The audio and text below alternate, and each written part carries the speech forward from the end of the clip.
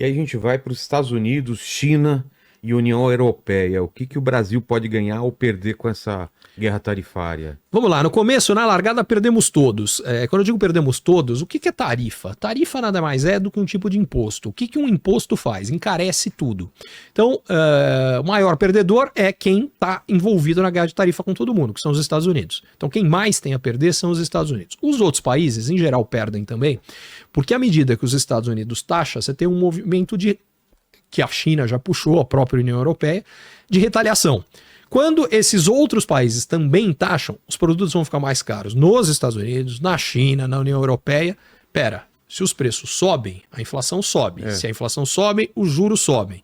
Se os juros sobem e o crédito fica mais caro, as pessoas vão vender menos, as empresas vão produzir menos, então elas precisam de menos trabalhador, vai começar a ter desemprego no mundo por conta disso. Então, a economia mundial piora. A dos Estados Unidos mais do que todas as outras, porque ele está envolvido nessa relação com todos, as outras são bilaterais.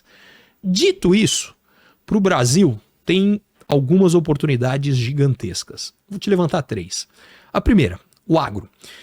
Os 2 grandes mercados de exportação do agronegócio brasileiro são China e União Europeia, que são os 2 países que já retalharam os Estados Unidos e que, por consequência, tudo que chega americano lá vai chegar mais caro. Os Estados Unidos são os maiores exportadores de alimentos para Europa e China, que não vão mais comprar dos Estados Unidos porque vai ficar caro. O segundo maior exportador é o Brasil. O Brasil vai exportar muito mais para a China e para a Europa, talvez, inclusive, o acordo de livre comércio da União Europeia com o Mercosul, que está parado há um tempão, talvez agora ele avance. Porque se ele não avançar, comida vai ficar mais caro na Europa. E se comida ficar mais caro na Europa, vai bater na popularidade dos presidentes de lá. Então, tem uma chance dessa história começar a avançar. Então, o agro é o primeiro grande beneficiário no Brasil. O segundo, desde que essas tarifas sejam mantidas, tem tanto ida e vinda que a gente grava hoje, amanhã não sabe como é que tá. Exato. Enfim, mas se as tarifas forem mantidas, a gente vai começar a ver produção vindo para o Brasil. Pelo seguinte, o Brasil está no grupo dos países menos taxados. Os que foram mais taxados são países que exportam muito para os Estados Unidos, que é o caso de China, da própria União Europeia, mas é o caso de México, de Canadá. Uma coisa que eu já vi, já teve gente me procurando, só ontem foram 2, tá? Vou te contar um caso que é do setor de calçados, uma fábrica que hoje produz no Sudeste Asiático e exporta para os Estados Unidos. Falou, cara, só que o país no qual ele exporta vai tomar uma taxação de 65%. Falou, cara, do Brasil é 10%, vou montar a fábrica no Brasil. E uma outra é uma fábrica italiana de motos, mas que a produção é feita na China e que também, com a tarifa que tem, ele falou, vou montar a fábrica no Brasil. Então a indústria brasileira tem uma oportunidade gigante de atrair investimento para a produção, para vender aqui e nos Estados Unidos. Mas por que no Brasil? Por que não faz no Chile? Porque o Chile pode servir para exportar, mas o mercado consumidor interno do Chile é pequeno. O Brasil tem a vantagem de ter as duas coisas. Você faz para produção para um mercado consumidor grande e ainda por cima aproveitar o mercado americano. Tava vendo que a Apple tava tirando da Índia 1 milhão e tantos de iPhone para sair dessa taxação, né? Bom, esse exemplo que você está dando é ótimo. Com a taxação como está hoje, o iPhone nos Estados Unidos fica mais caro do que no Brasil. Se mantido do jeito que tá, daqui a pouco tem americano vindo pro Brasil comprar iPhone. Cara, já pensou? Isso ia ser uma... Cara, ia ser a coisa mais maluca do mundo, mas qual é a lógica do Trump com isso? Ele fala, vai ficar tão caro que a Apple vai levar a produção dos Estados Unidos. E eu acho que vai mesmo, para vender para o mercado americano. Mas por outro lado, o que vai cair... Então, os Estados Unidos vai atrair, de fato, investimento e produção para o mercado americano. A contrapartida, os Estados Unidos vai perder brutalmente o que os Estados Unidos faz para exportar para o resto do mundo. Porque, por exemplo, ele não vai mais conseguir exportar nada para a China ou para a União Europeia por conta das tarifas que são colocadas em represália às tarifas do Trump. E aí, quem produz para exportar para esses lugares e produzir nos Estados Unidos não vai mais, vai procurar outros lugares. Oportunidade para o Brasil de novo. Mas é estranho porque os Estados Unidos não atravessam uma crise de desemprego grande. Não. Então... levar mais empresa para lá, onde vão estar esses trabalhadores?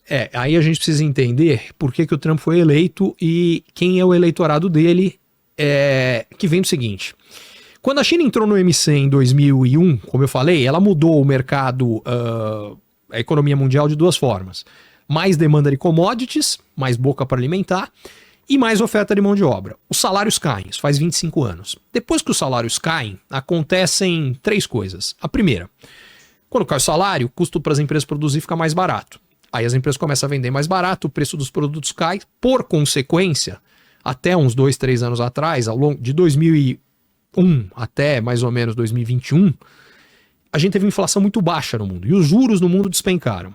Isso aqui produz algumas coisas. A primeira, salário mais baixo. O americano que depende de salário viu o salário dele encolhendo, viu em muitos casos o emprego dele indo para a China ou para o México, e aí esse cara não achou graça nisso. Por outro lado, o consumidor americano se deu super bem, porque os produtos ficaram muito baratos lá. Lembrando que todo mundo é consumidor. Boa parte é trabalhador, mas nem todo mundo, mas todo mundo é consumidor. Mas o trabalhador saiu perdendo. A indústria americana faz um quarto de século que está estagnada. E estagnada em produção, em quantidade de trabalhos caiu porque aumentou a automação. Bom, moral da história. O cara que dependia da indústria para ter o trabalho dele tá desempregado. Vários arrumaram empregos em outras coisas, alguns não. E esse pessoal não está satisfeito. Segundo, como caiu o custo de mão de obra para as empresas e caiu a inflação e os juros, o custo de financiamento das empresas americanas caiu. Com custo de financiamento mais baixo e salários mais baixos, a lucratividade das empresas americanas foi lá para baixo. É o que acontece nesse quarto de século. A bolsa americana vai aos céus. Quem ganha dinheiro? Quem tem dinheiro investido em bolsa, que é mais ou menos metade dos americanos. Metade tem, metade não tem. Você acha que a metade que investe em bolsa é a mais rica ou a mais pobre? Mais rica. A mais rica ficou mais rica do que nunca. A mais pobre, que depende de salário, ficou mais pobre. O que acontece quando o mais pobre fica mais pobre e o mais rico fica mais rico? Ressentimento vai ao céu. Problema do Brasil. Má distribuição de renda, tem um mando de gente que fala, pô, meu vizinho tá cada vez melhor, eu tô ferrado? Esse cara fica louco da vida. Bom, esse cara louco da vida é o alvo do Trump. Aliás, isso aí esse ressentimento causado pela má distribuição de renda é pano perfeito para populista de esquerda e de direita. O que o populista de esquerda fala nessa hora? Cara, sabe por que você tá mal? Porque esse outro cara roubou a sua parte. O rico ficou com a sua parte, com a parte do pobre. Ele fez alguma sacanagem aqui. Vamos em cima do rico. Esse é o discurso do populista de esquerda. Em parte, é o discurso que a gente vê no Brasil hoje.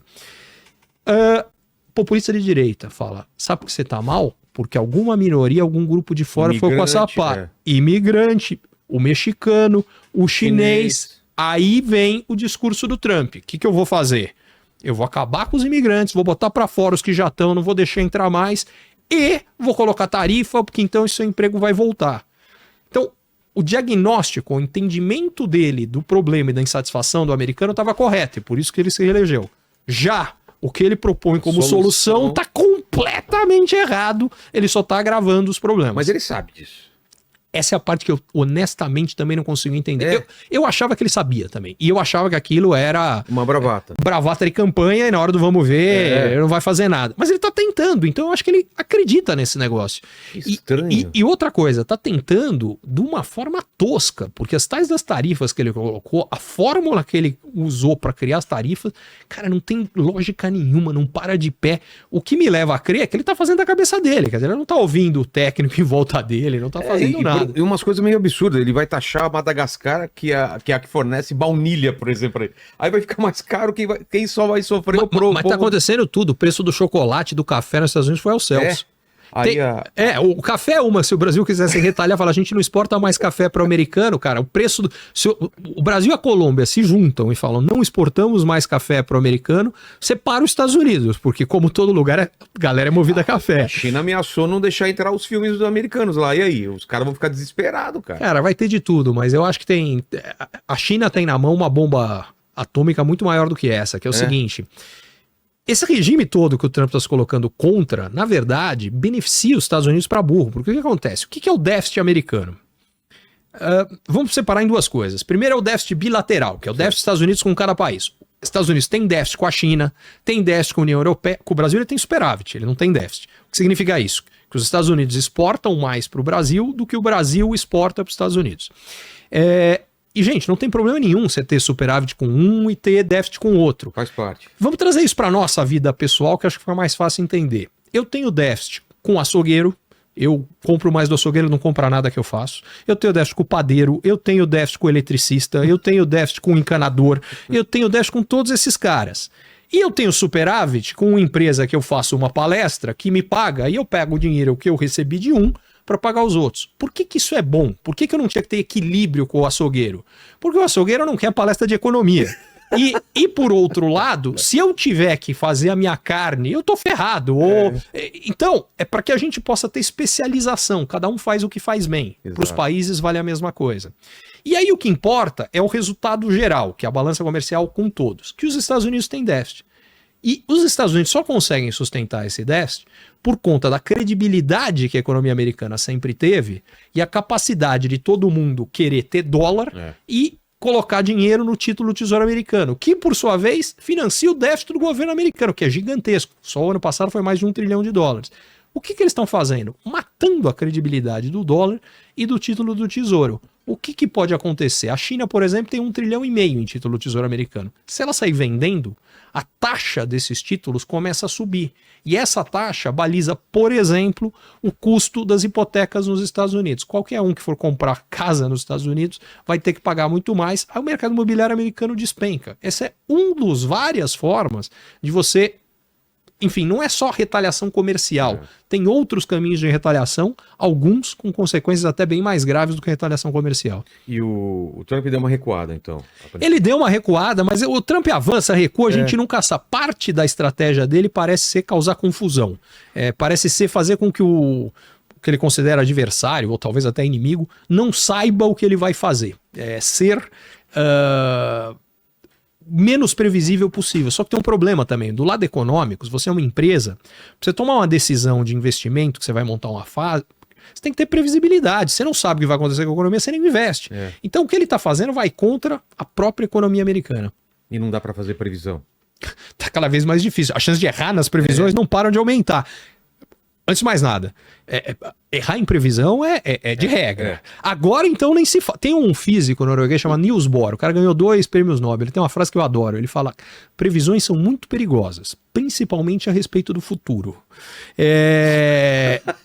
E agora, então, bicho, isso foi antes do Trump. Eu queria saber o que ele ia dizer agora. Exato. E a gente tá caminhando para um mundo que o dólar não vai ter tanta importância, ou isso esquece, não tem como? Se a gente continuar seguindo na direção que a gente está, é exatamente para esse mundo que a gente tá caminhando. Possível? Mas eu acho que vai ter tantas idas e vindas que eu não sei. E tem uma outra questão, alternativa. Qual é a alternativa ao dólar? Se a gente pensar as outras moedas, o euro, a credibilidade da Europa também é mais ou menos. O yuan chinês, a tal da moeda dos BRICS... cara, tá sem alternativa. E Bitcoin não... Eu queria falar outras alternativas. Metais preciosos. O ouro, por exemplo, tá batendo recorde de preço. Tem um monte de gente comprando por conta disso. As criptomoedas são outra alternativa. Porque nos últimos 10 anos, mais recentemente, Bitcoin andou apanhando, mas nos últimos 10 anos teve uma alta gigante das criptomoedas, em parte exatamente porque todos os governos estão com políticas fiscais expansionistas e, portanto, as suas moedas tinham que valer menos. Se elas valem menos, você tem que correr para alguma coisa que não seja as moedas deles. Aí é onde entra Bitcoin, Ethereum e outras criptos. E aí...